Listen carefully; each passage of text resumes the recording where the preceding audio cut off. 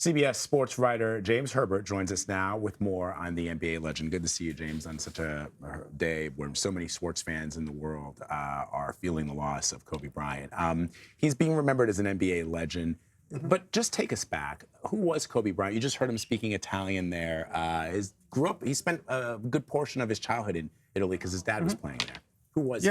He was a curious mind. I mean, you've seen him sort of the transition that he's made post-career has showed his interest went way beyond basketball. Even when he was playing, I mean, he's a guy that liked to reach out to people in different fields, talk to them about work ethic, about leadership, and that kind of thing. And I think, he is that NBA legend. He is that icon. That's a word I've heard a lot in the past day. But I think he was almost a mythical figure for today's players. A lot of them grew up with this poster on their wall. A lot of them modeled their games after him, and a lot of the stars of today actually had relationships with him. I mean, I was at MSG yesterday. Kyrie Irving didn't play. He left the arena when he heard the news, and nobody blamed him for it. Everybody understood that those two were very close, and Kobe Bryant liked to have that relationship with the stars that were coming up behind him. I think what is so devastating about this is you can see in these interviews what his next chapter is going to be like. Like, you could tell that he was going to be as big almost in his next chapter, whether it's as a business person, an ambassador for the sport, a huge supporter of soccer, big time. Right. What was his retirement life like, and what was he hoping to build? He was still working very hard. I think part of the transition for him started before he even stepped away. He was already talking about wanting to get into storytelling.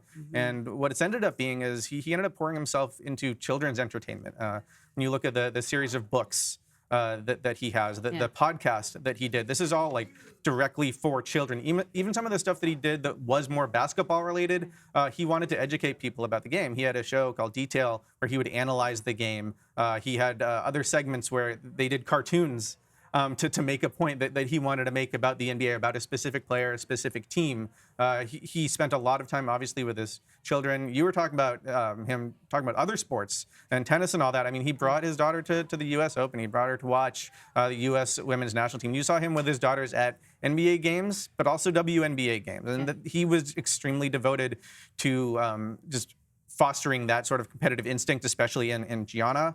But he started this sports academy called Mamba Sports Academy, which tragically was where they were on their way to in Thousand Oaks, California. You heard in Jerika's reporting there the allegations that were made against him, allegations of rape. And, he paid a price for that. I mean, in addition to the victim, I mean, what was that like for him to come back from all that? Sometimes you look at that story and you think it might not be as, it might have been more difficult if it had happened today.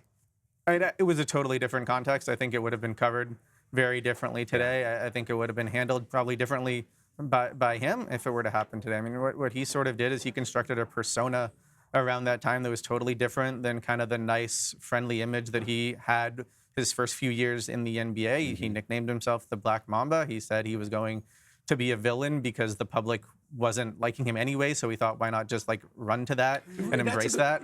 James, that's a really interesting point. It's so easy now to look back and you see the outpouring of tears from fans, but there was a moment in the NBA where he was not like the nice guy in the sport. Well, I mean, he was never the nice guy. I still think now he won't be remembered as the nice guy. Part of it, obviously, is that rape allegation. Part of it is the way he conducted himself on the court was as such, like, he was a killer. He wanted to be known as a killer. He wanted to be that guy that wanted to rip your heart out, that wanted to not just beat you, but dominate you and let you know about it. And a lot of players kind of took that mentality from him. And there were challenges when he started as well. He was younger than everyone else. Coming from Italy, it's a different culture. And he wasn't really, there were several players that just didn't like him. Yeah, he didn't necessarily want to be liked. That's sort of a throwback to a previous era, the generation even before him, where he wanted to have rivalries, and he played a part in his own myth-making, and also the myth-making, I think, of the Lakers, played into the Lakers-Celtics rivalries. He let it be known he didn't necessarily want to be friends with his opponents. I mean, he was so competitive that basically broke up a dynasty because he was competitive with Shaquille O'Neal, his own teammate.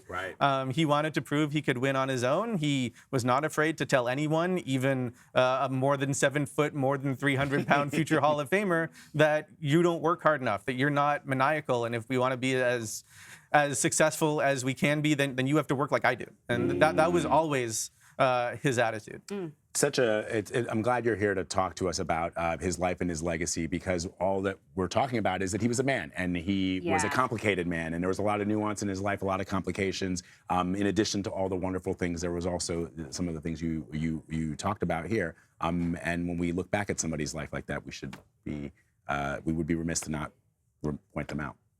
James Herbert, Thank you. Thank you very much. Thanks for having me. Thank you.